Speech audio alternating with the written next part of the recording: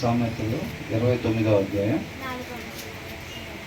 4వ వచనం నుంచి ధ్యానించుకోవాలి. న్యాయము జరిగించుట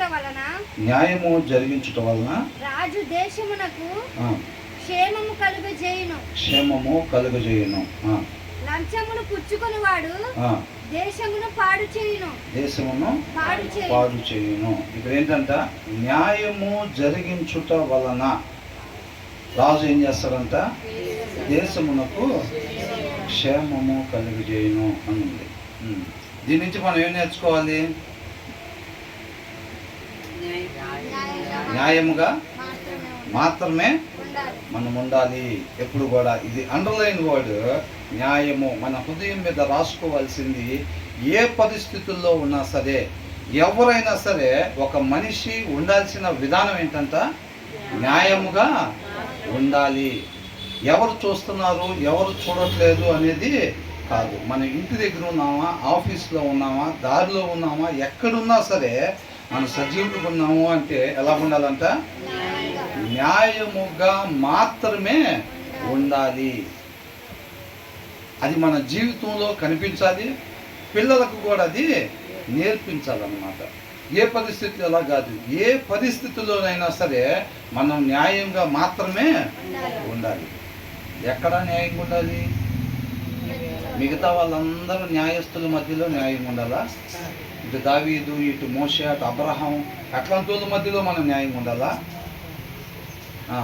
సభ నుంచి ఏమనుంది, లంచములు పుచ్చుకునేవాడు అంటే అన్యాయంగా ఉండేవాడు అని అర్థం. లంచములు పుచ్చుకునేవాడు అని అంటే అన్యాయంగా ఉండేవాడు, అధర్మంగా ఉండేవాడు, అవివేకిగా ఉండేవాడు, స్వాభావికముగా ఉండే ఆ మూఢత్వాన్ని అనుసరించేవాడు అని అర్థం. అర్థమవుతుందండి? వాళ్ళు ఎలా ఉంటారు? న్యాయంగా ఉంటారా? ఉంటారు. వాళ్ళ మధ్యలో మనం ఎలా ఉండాలి? న్యాయముగా మాత్రమే ఉండాలి అని అంటున్నాడు. అది మనకి మాత్రమే మేలు కాదు. నువ్వు ఎప్పుడైతే అన్యాయస్తుల మధ్యలో నువ్వు న్యాయముగా ఉండటమే సత్యమనే యొక్క వెలుగుని, ఆ సత్యమనే సారాన్ని మనం ప్రకాశింపజేస్తాం అన్నమాట. ఈ లోకానికి మనం ఏంటంట, వెలుగు ఉప్పై ఉన్నామన్నమాట. మనం న్యాయంగా ఉండటం వల్ల మనం నిత్య జీవంలోనికి ప్రవేశిస్తాము. అట్ ద సేమ్ టైము మిగతా వాళ్ళకు కూడా మనం ఆ మాదిరిని కనపరుస్తాం. ఒక మనిషి ఉండాల్సిన విధానంగా మనం జీవిస్తా. ఒక మనిషి ఉండాల్సిన విధానం ఏంటంట, న్యాయముగా మాత్రమే ఉండాలన్నమాట. ఒక మనిషి న్యాయంగానే జీవించాలి. ఇప్పుడు అన్యాయంగా జీవించకూడదు, ఎప్పుడు కూడా న్యాయంగానే జీవించాలి. కాబట్టి ఒక మనిషి ఉండాల్సిన విధానంగా న్యాయంగా మనం ఉంటా, ఆ విధానాన్ని, ఆ మాదిరిని మన తర్వాత వారికి మనం కనపరిచే వారంగా ఉండాలన్నమాట. ఆ మంచి మాదిరిని, నీతి మంత్రి నోట్లో నుంచి వచ్చే మాట జీవపు ఓట అని అంటున్నాడు. ఆ నీతి మంత్రుడికి నిత్య జీవంలో స్థానం ఉంటుంది. అట్ ద సేమ్ టైము అనేక మందికి ఆ జీవాన్ని అందించేవాడుగా ఉంటాడు అని అంటున్నాడు అన్నమాట. అర్థమైందండి? అన్యాయస్తుడు ఏం చేస్తాడు? అన్యాయం చేస్తాడు. కాబట్టి రేపు తనకి తీర్పు ఏమొచ్చింది? నిత్య నరకాగ్ని వచ్చింది. అట్ ద సేమ్ టైము ఆయన ఏం చేస్తాడు? ఆ అన్యాయాన్ని ప్రమోట్ చేస్తూ ఉంటాడు అన్నమాట. అవునా? ఎప్పుడైతే నేను బల్ల కింద చేతులు పెట్టి లంచాలు తీసుకొని నేను ఆ కారు ఈ కారు కొనుక్కుంటా, ఆ కాస్ట్లీ డ్రెస్సులు వేసుకుంటా, ఆ బంగ్లాలు కొనుక్కుంటా ఉన్నప్పుడు ఎవరో కొత్తగా చేరతారు ఆ కంపెనీలో. చేరిన ఆయన ఏం చేస్తాడు? అవునా? నన్ను చూస్తాడా లేదా? ఎట్లా వస్తున్నారా, మనతో పాటు మన ఉద్యోగమేనే, మన క్యాడరేనే, అంత కాస్ట్లీ డ్రెస్సులు ఎలా వేసుకొస్తున్నాడు, అంత కాస్ట్లీ కార్లు ఎలా వేసుకొస్తున్నాడు, అంత కాస్ట్లీ ఇంట్లో ఎలా ఉంటున్నాడు అని గమనిస్తారా లేదా? గమనించేటప్పుడు ఏం చేస్తూ ఉంటాడు? బల్ల కింద చేతులు పెట్టి లంచాలు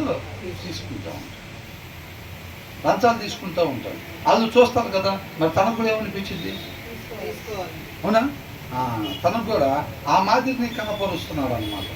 అనేక మందిని ఆత్మీయతలో నుంచి పడగొట్టేవాడిగా, తండ్రికి దూరం చేసేవాడిగా ఉంటాడు అని అంటున్నాడు అన్నమాట. కాబట్టి ఇక్కడ ఏంటంటే, న్యాయము జరిగించుట వలన, రాజు న్యాయముగా ఉండటం వలన. మంత్రులు మొత్తం ఎవరిని చూస్తూ ఉంటారు? రాజుని. అవునా?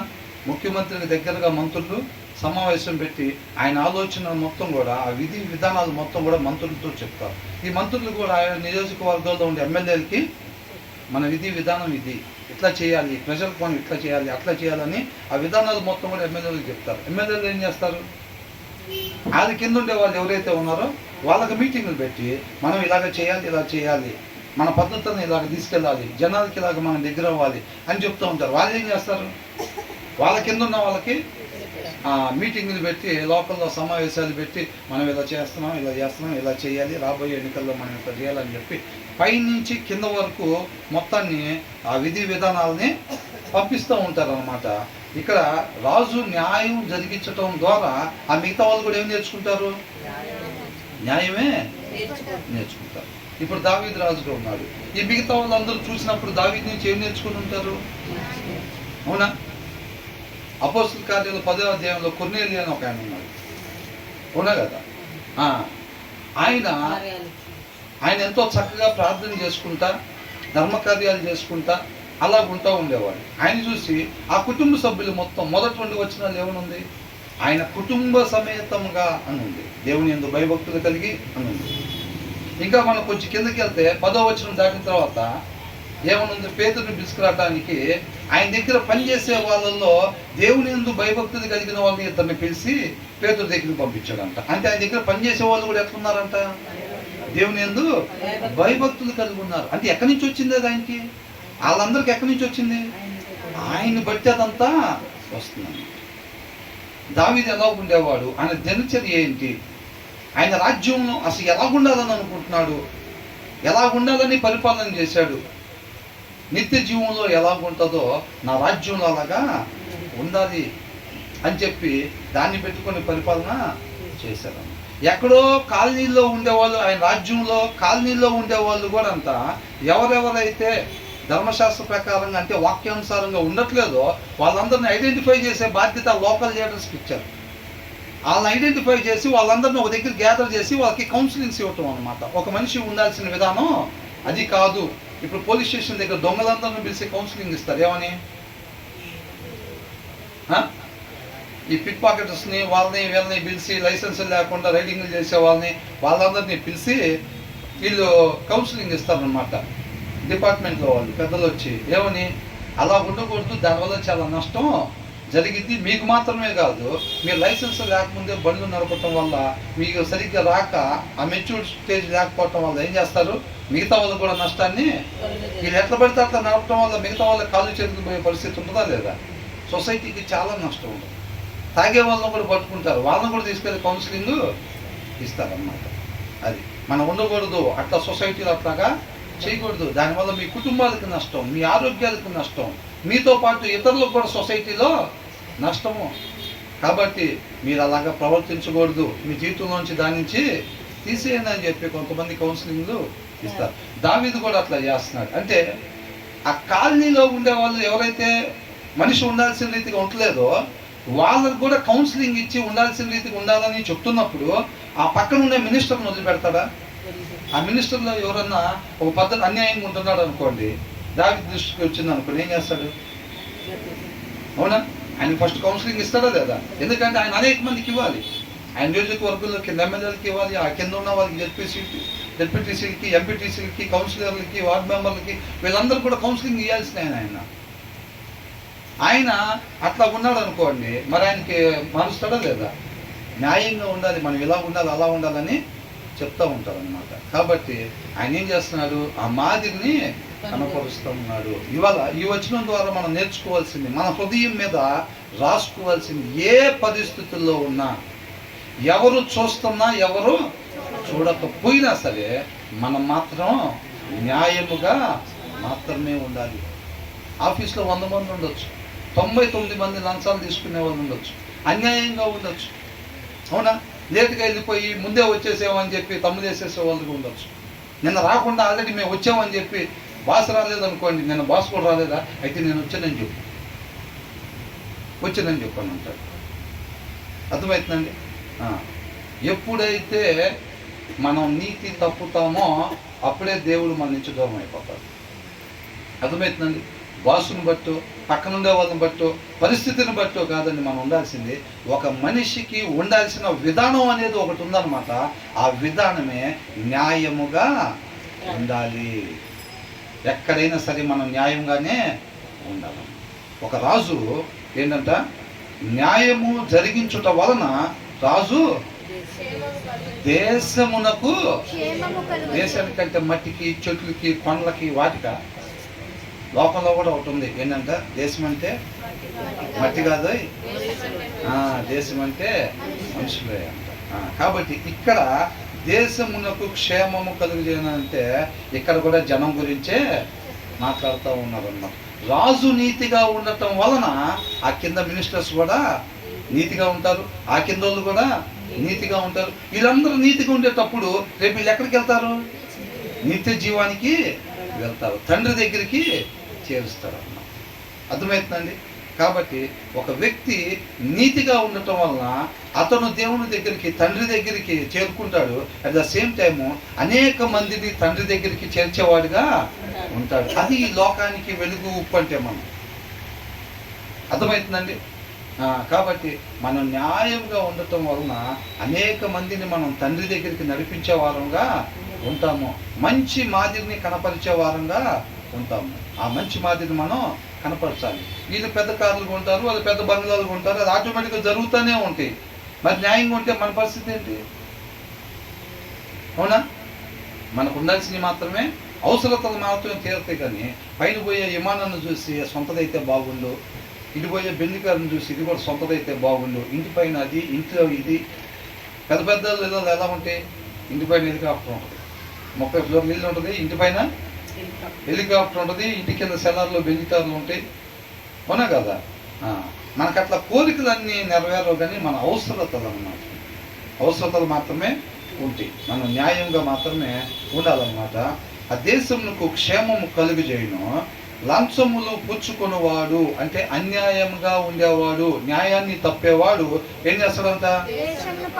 దేశమును పాడు చేయును. పాడు చేయటం అంటే ఆ తప్పుడు మార్గాన్ని, తన దారి తొలగిపోయి అన్యాయంగా ఉన్నాడంటే ఏం చేశాడు? హృదయంలో వాక్యం లేనివాడు అన్యాయంగా ఉండేది. హృదయంలో వాక్యం లేదు. ఆ స్వాభావికంగా ఉండే మూఢత్వం ఏం చేసింది? లోకం వైపు చూపించింది. లోకంలో ఉండే పొందుకోవాలంటే ఏం చేయాలి? అన్యాయం చేయాలి. అవునా? అన్యాయం చేయాలి. కాబట్టి ఈయన అన్యాయం చేస్తూ ఉంటాడు. ఈయన దాన్ని బట్టి ఏం చేస్తాడు? మిగతా వాళ్ళు కూడా అన్యాయం. దావీదు అన్యాయస్తుడిగా ఉన్నప్పుడు ఏం చేశాడు? ఒక లెటర్ రాసి ముందు వరుసలో ఊరియాని పెట్టి లేపేసేయమని చెప్పి ఆ లెటర్ తీసుకెళ్ళి ఎవరికి ఇమ్మన్నారు? యోవాబుకి ఇమ్మని చెప్పాడు.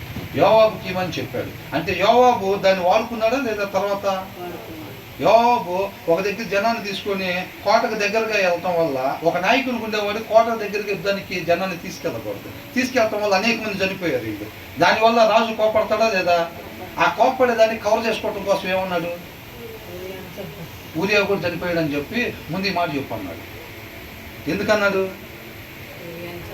అక్కడ రాజు నీతి తప్పాడు. న్యాయస్థుడైన ఊరియాని, న్యాయస్థుడైన ఊరియాని ముందు వరుసలో పెట్టి చంపేయమని చెప్పి అన్యాయంగా రాజు ప్రవర్తించాడు. కాబట్టి ఈయన కూడా ఎట్లయిపోయాడు? చేసిన తప్పుని కప్పుపుచ్చుకోవటం కోసం ఊరియా కూడా చనిపోయాడని చెప్పి ముందు ఆ మాట చెప్పి తర్వాత జనం మనోళ్ళు ఎంతమంది చచ్చిపోయారని చెప్పు అని అన్నాడు. అంటే యోవాబు న్యాయంగా ఉన్నాడా? అన్యాయంగా ఉన్నాడా? అన్యాయంగా ఉన్నాడు. అంటే రాజు ఏం ప్రమోట్ చేశాడు? దావీదు అన్యాయాన్ని ప్రమోట్ చేశాడు. అర్థమవుతుందండి? ఊరియా ఎట్లాంటాడు? నువ్వు ఇంటికెళ్ళి నీ భార్య దగ్గర ఉన్నట్టు ఏమన్నాడు? నా దేవుడి సన్నిధిని విడిచిపెట్టి, నా రాజుని విడిచిపెట్టి. అవునా? వీళ్ళందరూ కూడా ఇక్కడ బయట పడుకొని ఉంటే, యుద్ధ పోరాటంలో ఉంటే, నేను ఇంటికి వెళ్ళి నా భార్య దగ్గర నేను ఎలా ఉంటాను? నేను ఉండలేను అన్నాడు. అవునా కదా? మరి అలాంటి వ్యక్తిని ఏం చేశాడు? చంపించాడా లేదా? మరి అప్పుడు వరకు చక్కగా ఆయన కింద ఆయన కూడా ఏం చేశాడు? అన్యాయంగా ప్రవర్తించాడు అన్నమాట. అది మనం అన్యాయం చేస్తున్నాం అనుకోండి, గ్యామ్లింగ్ చేస్తున్నాం అనుకోండి, పిల్లలు ఏం నేర్చుకుంటారు? కాబట్టి పిల్లలు కూడా అన్యాయస్తులుగా ఉంటారు. వాళ్ళు కూడా శాపగ్రస్తులుగా తయారు చేస్తాం అన్నమాట. రేపు వాళ్ళు కూడా నిత్య నరకాగ్నికి వెళ్ళటానికి కారణం మనమే అవుతాం. మనం అనుకున్నాం ఏమని, ఈ మొబైల్స్ ఏం చేస్తున్నాయంట, ఎంతోమంది ఎడిక్ట్ అయిపోయారు. చివరికి వచ్చేస్తుంది ఆ మొబైల్స్ చూసినంత టైం చూడకపోతే కనుక ఒక తాగుబోతుడికి సీసా దగ్గరలో ఉంటే మోతీసి తాగకపోతే ఎట్లుంటుందో, మనకు మొబైల్ దగ్గరలో ఉంటే దాన్ని పట్టుకొని చూడకపోతే మనకు అట్లా అయిపోతుంది. పిల్లలకు కాదండి, తల్లిదండ్రులకి ఒక చాకుని ఎట్లా ఉపయోగించాలో తల్లిదండ్రులు నేర్చుకుని పిల్లలకి నేర్పాలి. దాన్ని జాగ్రత్తగా ఉపయోగిస్తే అది మంచిగా ఉపయోగపడింది. అది ఉపయోగించాల్సిన రీతిగా ఉపయోగించకపోతే అది నష్టాన్ని చేసింది. మంట కూడా ఏం చేసిద్దంట, దాన్ని జాగ్రత్తగా ఉపయోగించి పొయ్యిలో పొలలో మంట వేసుకుంటే మనకు ఆహారం చేసి పెట్టిద్ది. దీపాల్లో వరకు మనం మంట పెట్టుకుంటే చక్కగా ఇంటికి కాంతిని ఇచ్చిద్ది. మనం అట్లా కాకుండా ఉపయోగించాల్సిన రీతిగా ఉపయోగించకపోతే ఏమైంది, ఇల్లంతా తగబెట్టి. చెప్పాను అంతకుముందు ఒకసారి కేరళకి వెళ్తే మేము క్రిస్మస్ తాత వేషం వేశారు ఒక రోజుకి. సండే స్కూల్లో మేమంతా కేరళస్కొని వెళ్ళాము. క్రిస్మస్ తాత వేషం వేశారు. కొవ్వొత్తులు పట్టుకొని అందరం కేరళస్ అని చెప్పి క్యాండిల్ లైట్ సర్వీస్ అందరికి వెళ్ళాం.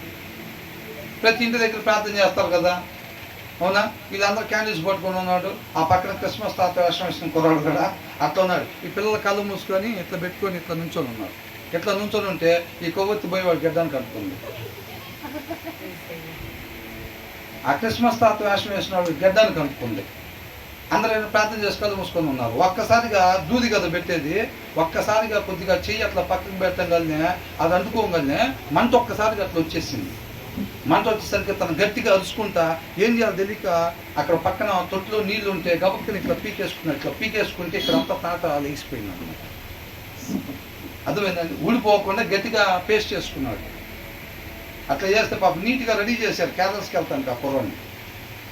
అసలు ఈ తాటంతా లేచిపోయింది. మేమంతా భయపడిపోయాము. అసలు అక్కడి నుంచి మా ఇళ్ళకి వెళ్ళాలంటే చాలా దూరం, ఈ కాలనీలో చివరు అక్కడే ఇక్కడ చిన్నపిల్లలు కదా. అసలు ఆ సన్నివేశం చూసేసరికి దెబ్బలు బెదిరిపోయాయి. అంటే మంటని ఉపయోగించాల్సిన రీతిగా ఉపయోగించకపోతే అది ఏమైంది. కాబట్టి పిల్లలకు కూడా ఏం చెప్తామో లేదా పిల్లలకి, అవునా? దాన్ని ఎట్లా పడితే ఇప్పుడు పిల్లల చేతిలో మంట ఉందనుకోండి, సరే మనం లోపలికి వెళ్ళిపోయి కొద్దిసేపు పడుకుంటామా? అది ఎట్లా ఉపయోగించాలో దాన్ని చెప్తాం అన్నమాట.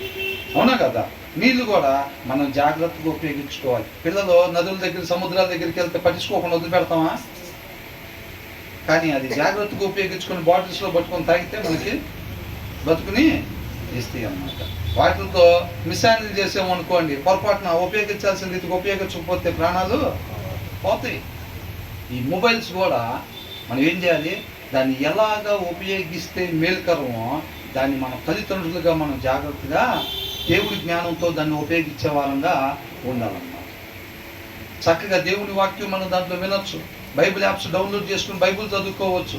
అది సంబంధించిన రిసోర్స్ ఉపయోగించుకోవచ్చు. అవునా? ఇట్లాంటి ఎన్ని కమ్యూనికేషన్ పలానా దగ్గర ఉన్నానంటే రమ్మని చెప్పి మన లొకేషన్ షేర్ చేసుకోవచ్చు. అలా ఉపయోగపడే రీతిగా దాన్ని మనం ఉపయోగించవచ్చు. దాన్ని ఉపయోగించుకోవడం రీతి కూడా ఉంది. అవునా? చాకులను ఉపయోగించుకోవడం రీతిగా ఉపయోగిస్తే నష్టం. మంట అయినా అంతే, నీళ్ళు అయినా అంతే, ప్రతిదీ కూడా అంతేనమాట. అలాగే ఈ మొబైల్స్ కూడా అట్లాగనమాట. పిల్లలకి పొట్టబోయే పిల్లలకి ఇంకా పొట్టని పిల్లలను కూడా వాళ్ళ టైం కిల్ చేయటం కోసం ఇది ఉపయోగపడిద్దా లేదా? తర్వాత తరానికి ఇంకా పుట్టని వాళ్ళకు కూడా వాళ్ళ టైంని కిల్ చేయటం కోసం ఇది ఉంటుంది అన్నమాట. కాబట్టి ఈ లోపల ఈ మిగతా వాటిని ఎలాగైతే నేర్చుకున్నారో ఇప్పుడు లేటెస్ట్గా వచ్చి మొబైల్స్ను కూడా మన దేవుడి జ్ఞానంతో వాటిని ఉపయోగించాల్సిన రీతిగానే ఉపయోగించాలి. అది నేర్చుకుని పిల్లలు కూడా అట్లాగా చెప్పాలన్నమాట. అవునండి? కాబట్టి చక్కగా వాళ్ళు న్యాయంగా మాత్రమే ఉండేటట్టుగా చెయ్యాలి. అన్యాయముగా ఉన్నట్లయితే గనక ఆ దేశానికి ఏమైందంట? ఏమైంది? నాశనం అంట. అదేనా రాస్తుంది అక్కడ? పాడు చేస్తారంట. పాడు చేస్తారని అంటే అన్యాయంగా ఉన్నప్పుడు ఏమైంది? ఆయన కిందోళ్ళు, వాళ్ళ కిందోళ్ళు. ఇప్పుడు మినిస్టర్లు తప్పుడు వాళ్ళకి అన్యాయంగా ఉన్నారనుకోండి, ఎమ్మెల్యేలు ఎట్లా ఉంటారు? అవునా కదా? ఆయన వచ్చిన దాంట్లో నా 40 మీకు 20 అంటారు. 40-20 అయిపోతాయి. 60 ఏళ్ళకి 40%తో తూతూ మంత్రం పనులు అక్కడంతా. అవునా? మరి వాళ్ళు అట్లా చేశారంటే కింద వాళ్ళకి ఏం చేస్తారు? అది కూడా అంతే. మరి ఆ జనం అంతా ఏమైపోతారు? దేశం పాడు చేయను అని అంటే, దేశం అని అంటే దాంట్లో ఉన్న మనుషులు ఏమైపోతారు? కరప్టెడ్గా అయిపోతారు అన్నమాట. కాబట్టి మనం ఈ లోకానికి వెలుగు ఉప్పై ఉన్నాం. ఈ కుడి పక్కన లంచాలు తీసుకునేవాడు, ఎడమ పక్కన లంచాలు తీసుకునేవాడు కాదు. అర్థమవుతుందండి? మనం న్యాయంగా మాత్రమే ఉండాలన్నమాట. ఎక్కడున్నా సరే న్యాయంగానే ఉండాలి. పిల్లలకి మనం చూపించే మంచి మాదిరి అన్నమాట. అర్థమవుతుందండి? వాళ్ళ హృదయాల మీద రాసే వారంగా ఉండాలి పిల్లలకి. ఆ మార్గాన్ని మనం అందించి తల్లిదండ్రులుగా మనం వెళ్ళే వారంగా ఉండాలి. ఆ మాదిరిని మనం అనుసరించాలి. అట్ ద సేమ్ టైం వినట్లేదని చాలామంది వినట్లేదు. దాన్ని ఆ మాదిరిని మనం అనుసరించాలి. అట్ ద సేమ్ టైము తర్వాత తరానికి దాన్ని ఆస్తిగా మనం అందించాలన్నమాట. అర్థమవుతుందండి? యాపిల్ రాపిస్తారు కదా, ఏమంటారు? APPLE యాపిల్, BAT బ్యాట్ అని రాస్తారు కదా. అట్లాగా ఈ రాయాలన్నమాట. ఈ వచనంలో ఏంటి అండర్లైన్ వాడు? న్యాయముగా మాత్రమే మనం ఉండాలి. పిల్లలకు అదే చెప్పాలి. ఇంటి దగ్గర కూర్చున్నప్పుడు, నుంచున్నప్పుడు, నడిచేటప్పుడు ఏమని చెప్పాలి? మనం ఉన్నా లేకపోయినా, ఇంటి దగ్గర మాత్రమే కాదు, అది స్కూల్లో అయినా, కాలేజీలో అయినా, పని దగ్గర అయినా, ఎక్కడైనా సరే వాడితో సంబంధం, వాడు ఇట్లా చేస్తున్నాడు, ఇది ఇట్లా చేస్తున్నాడు, వాళ్ళు కాదు. మనం ఉండాల్సిన విధానం ఏంటంటే న్యాయముగా మాత్రమే మనం ఉండాలి అని అంటున్నారు. తర్వాత ఏంటంటే తన పొరుగు వానితో ఇచ్చకములాడు వాడు వాని పట్టుకొనుటకు వల వేయువాడు. ఇచ్చకములాడు వాడు అంటే పొగడ్తా, ఫ్లాటరింగ్, ఉబ్బిచ్చేవాడు ఏం చేస్తాడంట? తన పొరుగు వానితో ఇచ్చకములాడు వాడు వాని పట్టుకొనుటకు వల వేయువాడు అని అంటున్నాడు. అంటే కాంప్లిమెంట్ అనేది ఒక చపాతీ లాంటిది. ఏం బ్రదర్ టిఫిన్ చేసి వచ్చారా ఇప్పుడే మీరు అని అనుకుంటున్నారు. చపాతీ అని అంటే ఇప్పుడు ఇంతమంది ఉందనుకోండి, దాని లోపల అంతా పిండి ఉండిద్దా లేదా? ఉండిద్దిగా. ఈ ఫ్లాటరింగ్ అనేది ఏంటంటే పూరి లాంటిది అన్నమాట. పూరి ఎలా ఉంటుంది? పూరి చపాతీ అంటే పిల్లలు చక్కగా తింటున్నట్టున్నారు. జాగ్రత్తగా విని తర్వాత తినచ్చలే అని అనుకుంటున్నారేమో. పూరి ఎట్లా ఉంటుంది? పూరి ఇంతలావుగా ఉండిద్ది. దాని లోపల మొత్తం పిండి ఉందా? పిండి లేదు. కానీ చూస్తానికి ఎట్లుంది? పిండి అంత ఉన్నట్టుగా కనపడిద్ది అంతే. అర్థమవుతుందండి? Compliment, keep it up. బాగుపడేది బ్రదర్, నిజంగా బాగుపడేది బ్రదర్ అన్న, అదొక కాంప్లిమెంట్. అంటే ఒక చపాతీ లాంటిది అన్నమాట. Keep it up. ఏంటి అనేక మందికి అదే ఇప్పుడు ఎవరన్నా పడిపోయే రోడ్డు మీద వెళ్తున్నాము, ఏదో ఒక రాయి లారీలో నుంచి డొల్లిపోయింది, అనేక మందికి అడ్డంగా పడింది అనమాట. అక్కడ మనం దాన్ని కారు పక్కకు ఆపేసి అది తీసేసి పక్కన పెట్టామనుకోండి, బ్రదర్ మంచి పని చేశారు బ్రదర్, కీప్ ఇట్ అప్ అని అంటారు. అంటే అలాంటివి చేస్తూ ఉండాలి మనం ఇంకా. అవునా? అది మంచి పని బ్రదర్, ఆ గుణం మీలో ఉంచుకోండి. అది చాలా మంచిది. మీకు మాత్రమే కాదు, అనేక మందికి మేలు చేసిద్ది, అనేక మందికి మాదిరిని కనపరిచిద్ది అనమాట. దాన్ని విడిచిపెట్టొద్దు. దట్ ఈస్ కాంప్లిమెంట్ అనమాట. అర్థమవుతుందండి? ఫ్లాటరింగ్, పొగడ్తా, ఉబ్బించటము, బాగుపడేది సిస్టర్, బాగుపడేది బ్రదర్ అని అంటారు. తర్వాత ఏంటన్నా వెళ్ళిన తర్వాత అసలు ఏం అర్థపడేదండి అని అంటారు. అవునా? అసలు ఏముంది షర్ట్ అదిరిపోయిందన్న అని అంటారు. తర్వాత పక్క వెళ్ళిన తర్వాత ఏమంటారు? అసలు ఏదన్నా మ్యాచ్ అయింది అది అని అంటారు. అంటే ఏంటి? ఆ మనిషిని ఏం చేశారు? ఉబ్బిచ్చారు అన్నమాట. పొగడ్తలో ఉన్న దానికన్నా ఎక్కువ, లేనిది కూడా ఉన్నట్టుగా అట్లా ఎవరైతే చెప్తారో వాళ్ళంతా వాళ్ళ కాళ్ళ దగ్గర వాళ్ళని సిద్ధపాటు చేస్తున్నారు అన్నమాట. అదేనా ఉంది? ఏమనుంది అక్కడ? తన పొరుగు వానితో ఇచ్చకములాడు వాడు వాడిని ఏం చేస్తున్నాడంట? అంటే వాళ్ళు మేలు కోరుకుంటున్నాడా, నాశనం కోరుకుంటున్నాడా? నాశనం కోరుకుంటున్నాడు. అర్థమవుతుందండి? ఆయన పాదాల చేత వలన పెడుతున్నాడు అన్నమాట. ఎక్సలెంట్గా ఉంది బ్రదర్ మీ డ్రెస్, బ్రదర్ మీరు ఇట్లాగా, అసలు మీ తర్వాతే బ్రదర్ అని అంటున్నారంటే, సిస్టర్ మీ తర్వాతే సిస్టర్ ఎవరైనా అని అంటున్నారంటే ఏం చేస్తున్నాడంటే అక్కడ వలని వేస్తున్నాడు అన్నమాట. అట్లాంటివి చేయొచ్చా? అలాంటివి చేయకూడదు. మేలు మాత్రమే మనం చేసేవారంగా ఉండాలి. ఆత్మీయంగా వృద్ధి చెందేటట్టుగా చేయాలి తప్ప మన మాట ద్వారా, మన ప్రవర్తన ద్వారా, మన చూపు ద్వారా ఇతరుల్ని ఆత్మీయతలోకి నడిపించే వారంగా ఉండాలి తప్ప ఆత్మీయత నుంచి దూరం చేసే వారంగా మనం ఉండకూడదు. తండ్రి దగ్గర నుంచి దూరం చేసే వారంగా మనం ఉండకూడదు. ఈ ఫ్లాటరింగ్ ఎవరు అతడి పొగడ్తలో ఎదుటి వారిని మోసం చేసేది, భ్రమపరిచేది అన్నమాట. ఉబ్బించే మాటలని ఎవరు చెప్తారంటే ఆ స్వాభావికంగా ఉండే మూఢత్వం ఎవరి హృదయాల్లో ఉండిద్దో, వాక్యం ఎవరి హృదయాల్లో ఉన్నదో వాళ్ళు జనాన్ని, అంటే వాళ్ళ దగ్గర ఏదో ఆశించి, అవునా సరస్సు మీ దెబ్బకి బెదిరిపోయాడు సరస్సు గారు అని అంటాడు. ఎందుకని? వీళ్ళు ప్రమోషన్ ఇస్తారని. ఆయన బెదిరింది లేదు, పెట్టింది లేదు. ఏంటంట ఆయన వెళ్ళిపోయాడు, ఈయన తెలియదు కాబట్టి ఏమంటాడు, అసలు బ్రదర్ మీ దెబ్బకి బాస్ మీ దెబ్బకి అసలు ఆయన బెదిరిపోయాడు, భయపడిపోతున్నాడు, అది ఇది అని చెప్పి షోయింగ్ ఆయన ఉబ్బిస్తూ ఉంటారు అన్నమాట. ఎందుకంటే ఆయన నుంచి ఈయన ఒకటి ఆశిస్తున్నాడు, ప్రమోషన్ ఇస్తాడని, లేకపోతే అది అని ఇదని. నెక్స్ట్ ఏదన్నా చేయాలని అనుకుంటే భార్య దగ్గర, భర్త దగ్గర, ఇంకొకరి దగ్గర ఏం చేస్తారు, ముందే వాళ్ళకి కొద్దిగా మరో చెట్టు ఎక్కిస్తారు. నువ్వు అక్కడ నుండి ఆ కొమ్మ దగ్గర ఉండను, అట్లాంటివి చేస్తారన్నమాట. అది ఎవరి దగ్గర అనేది కాదు, తల్లిదండ్రుల దగ్గర, అత్తమామల దగ్గర, భార్య దగ్గర, భర్త దగ్గర, పిల్లల దగ్గర, బాస్ దగ్గర, ఎక్కడన్నా కానీ మనం అలాంటి ప్రవర్తన చెయ్యనేకూడదన్నమాట. జస్ట్ కాంప్లిమెంట్, నిజంగా బాగుంటే కాంప్లిమెంట్, అర్థమవుతుందండి, కాంప్లిమెంట్ అన్నమాట.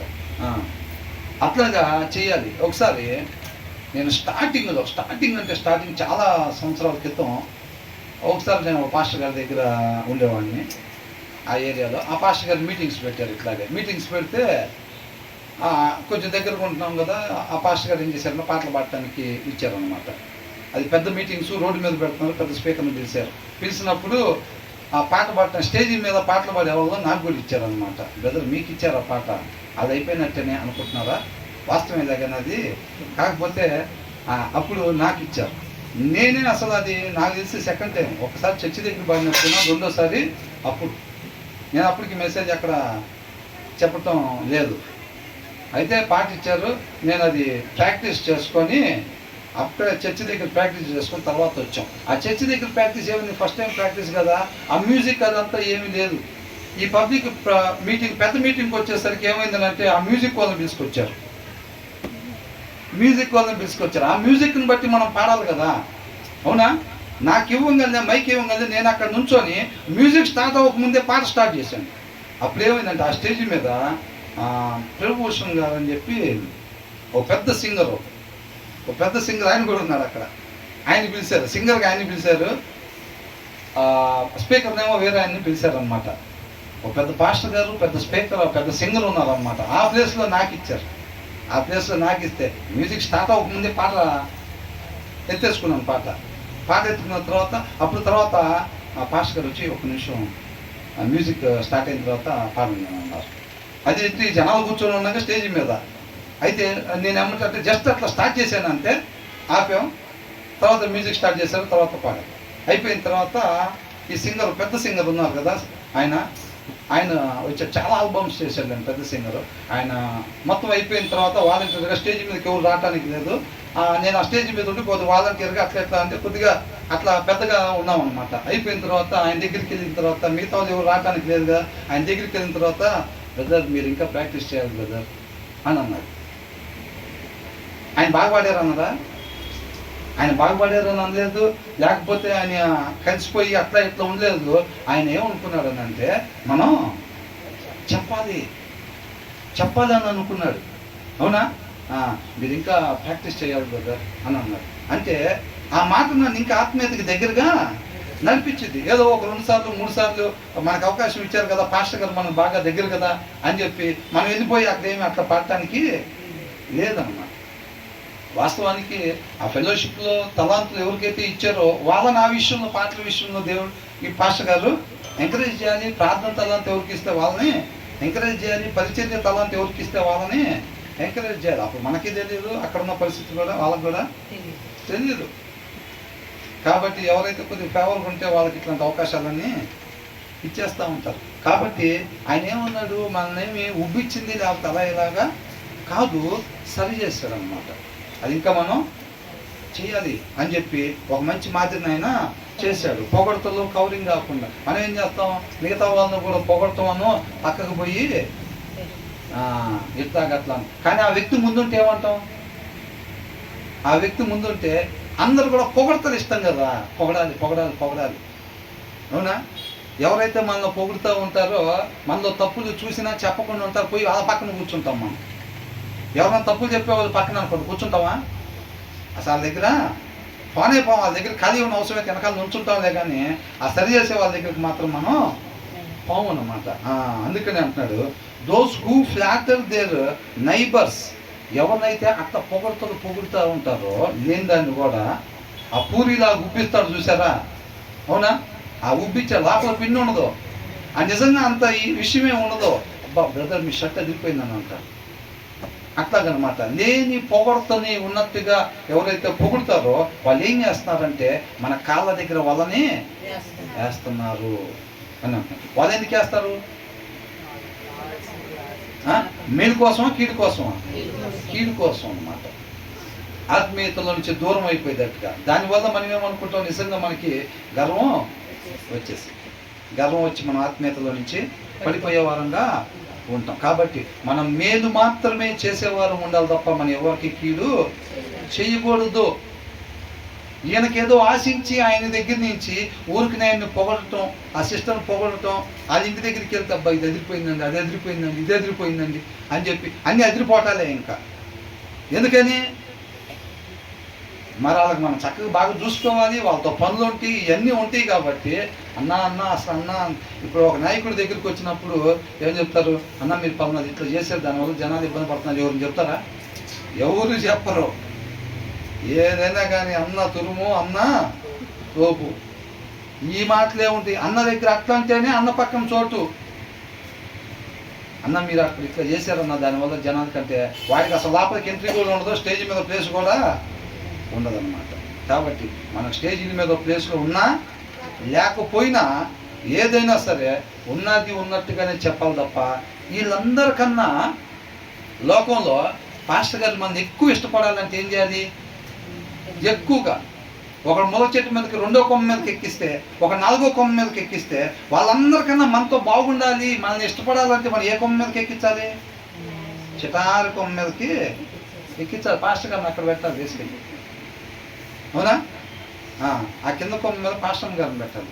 అప్పుడే మనకు చర్చిలో మరి మైకులు, ప్రార్థనలో, స్టార్టింగ్ ప్రార్థనలో, క్లోజింగ్ ప్రార్థనలో, ఈ మిగతా మన దగ్గర కాదు అని చెప్తున్నా. బయట ఎగ్జాంపుల్కి తేలిక అర్థమైతే చెప్తున్నాను నేను. అర్థమవుతుందండి? బెదలకు తెలుసు నా సంగతి. నేను ఎంత ఒప్పించినా నాకు పాట పాడతానికి ఈరోజు ప్రార్థన చేస్తాను. అవునా? కాబట్టి అట్లాంటి జనాలు లోకంలో ఏముంటుందంటే మిగతా వాళ్ళందరికన్నా మనల్ని బాగా చూసుకోవాలి, మనకు పనులు అవ్వాలి. 10 మంది ఉన్నారు, కాంట్రాక్ట్ ఒకటే ఉంది, ఆ కాంట్రాక్ట్ మనకు రావాలని అంటే మిగతా వాళ్ళందరికన్నా మనం ఎక్కువగా వాళ్ళని పొగడాలి. అవునా?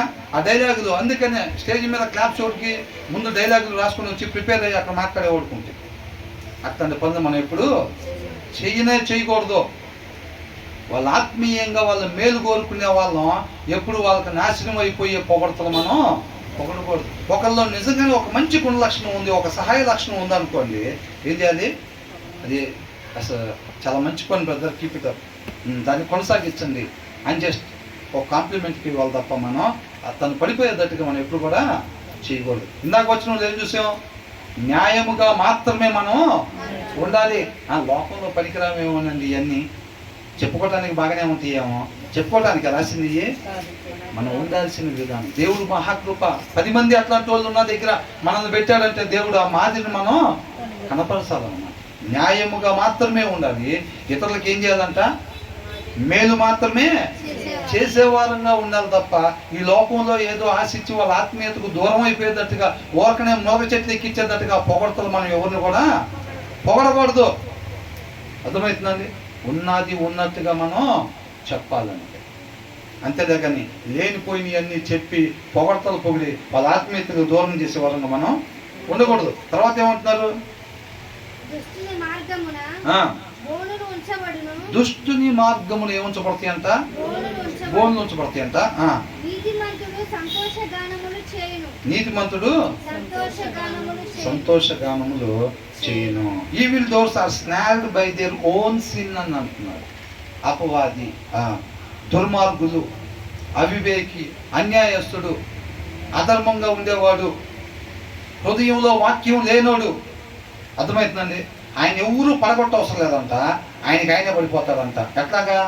ఇందాక చెప్పాము చూసారా, నువ్వు వాడిని పొగిడి ఏం చేసావు, వాడి కింద కాలు దగ్గర నెట్ సెట్ చేశాను రా అనుకుంటావు. నువ్వు అనుకుంటావు లేదా? బాస్ బాగా బూస్టప్ గాలి కొట్టాము, బాగా ప్రమోషన్ మనకే ఖాయం అని అనుకుంటావు.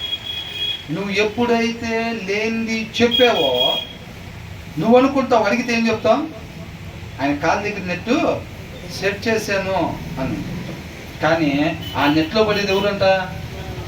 ఎవరైతే దాన్ని సెట్ చేశాడో. నువ్వు లేని దగ్గర ఎప్పుడైతే అన్నా బ్రహ్మాండం అన్నా అని అంటావో, లేని దగ్గర నువ్వు ఖచ్చితంగా అది నీ బుక్లో రాయబడింది, దాని ద్వారానే నువ్వు పట్టబడతావు అని అంటున్నాడు. అర్థమవుతుందండి? మనం ఎక్కడైతే ఆ మాట పలికి వాడిని ఉబ్బిచ్చాము, వాడిని మాయ చేసాము మనం అని అనుకుంటాము, మనం మాయమైపోవటానికి అదే కారణం అని అంటున్నాడు దేవుడు.